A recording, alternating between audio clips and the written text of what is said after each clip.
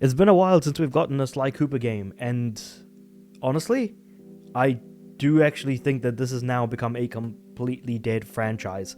Again, it's been well over 10 years since we received the last game in the series, and I don't think that we're going to be getting another game ever again, if I'm being completely honest. And this is all coming by way of an interview by MinMax with with Nate Fox, which is the creative director from the studio. I know that Nate, like I've heard Nate's name a lot, but I've not, known what he does. But he's definitely been around for quite a long time, especially at Sucker Punch. That being said, though, because they're currently working on Ghost of Yote, and the fact that they're not at all keen in any way, shape, or form to make another Sly Cooper game, it does kind of make me wonder what's the consensus with Infamous. Because basically during this interview that they did with Nate Fox, so one of the questions that was asked was on the topic of Sly Cooper. Fox's response made it pretty clear that right now there are very few people at Sucker Punch who would basically want to make it. When asked about what percentage of the studio Fox estimated would be excited if the next game after Ghost of Yote would be a new Sly Cooper, he had this to say: 10%. After such a low figure was offered, the interviewer from MinMax, Ben Hansen, expressed a surprise, to which Fox responded, "It's been a long time, Ben, since Sly Cooper's come out." Back in 2022, a blog post from Sucker Punch even outright said that there aren't any Sly Cooper games in the works. And the thing is that if you ask anyone who's into the Sly Cooper games, obviously they're going to say that they want a new game. But the problem ultimately arises at the point where even if they do make another one, is it possible that it's actually going to sell? Is it actually going to be something that people are going to want to play? We don't know. And honestly, we may never know until it ultimately is made and comes out. Which even then, even if development starts now, with how much longer development cycles for games have kind of gone by, it's crazy to think that if they did start to work on it now, when would it ultimately come out in the end? That's another sort of separate question altogether. In fact, let's look at Ghost of Tsushima. I want to check something real quick. So the game originally came out in 2020. Really? There's no way that Ghost of Tsushima came out in 2020. That feels way too late. But I guess, you know what? I can't deny the numbers that are in front of me after doing a quick Google search, which I assume is correct. So we're just going to go for it from there. So if the game came out in 2020 and Ghost of Yote is coming out in 2025, I think that that's actually a pretty solid development cycle, actually, now that I'm looking at it.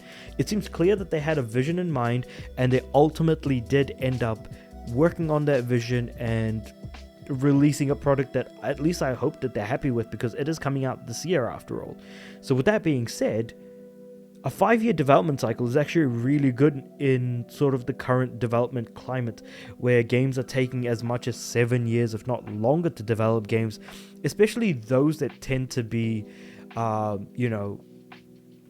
in development hell, or in the case of Silksong, in development heaven, where the original title released in 2017, and then we didn't get a peep until 8 years later, and now we have not only more news about Silksong, but the fact that a date was announced and released very much on that date and ended up absolutely killing it from a quality perspective, and people absolutely love that game.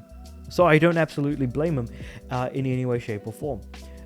So yeah, I'm actually I'm far more surprised at the fact that the release date difference between Ghost of Tsushima and Ghost of Yote is simply 5 years. That's actually pretty out there, But on the topic of going back to like Sly Cooper and stuff, it is really, really sad to know that we may never get another Sly Cooper ever again. And if we do, it'll have to be another studio that does it.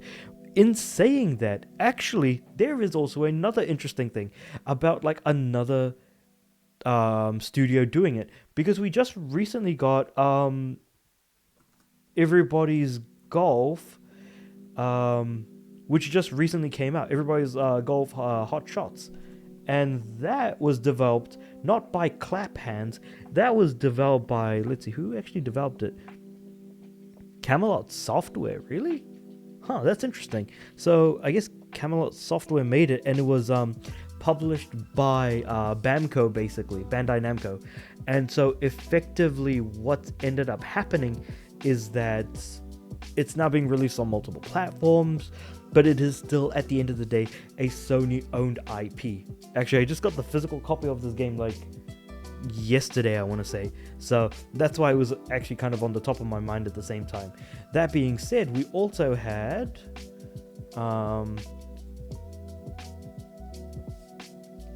the Patapon remake, 1+2 replay, there we go, which was also developed by a different company or Sasco Limited, I should say, and was published by Bandai Namco, which also made it so that it was released on other platforms.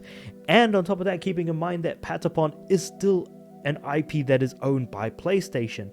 So it's almost like as if PlayStation did in fact lease out these licenses temporarily for someone else to develop and ultimately release a new re-release. So I feel like they could do absolutely the same thing with Sly Cooper, with other, IPs that Sony holds and owns. So this might not necessarily be the end, that we may never ever get another Sly Cooper game ever again, but rather the idea that we might be able to get another game in the future at some point, but it will not be from Sucker Punch at all. I wonder if there's anything else to this article. So I guess it's just explaining like the original came out in 2002, the third game was 2005, and then we didn't get the fourth game until 2013. So I suppose when I said about 10 years, I guess I really should have said 12 years, and it was made by Sanzaru Games, which was, by the way, Thieves in Time was actually a really good follow-up to Sly 3, and actually added a lot more story-related chops to the franchise that I feel like we didn't really end up getting all that much.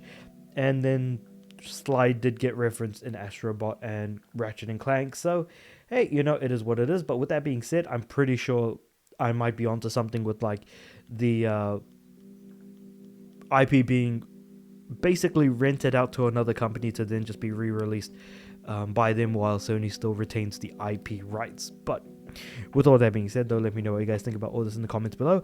Like the video if you liked it, subscribe to the channel. I'm aiming for 500 subs by the end of the year. And with all that being said, I do upload every day, so I'll see you guys tomorrow.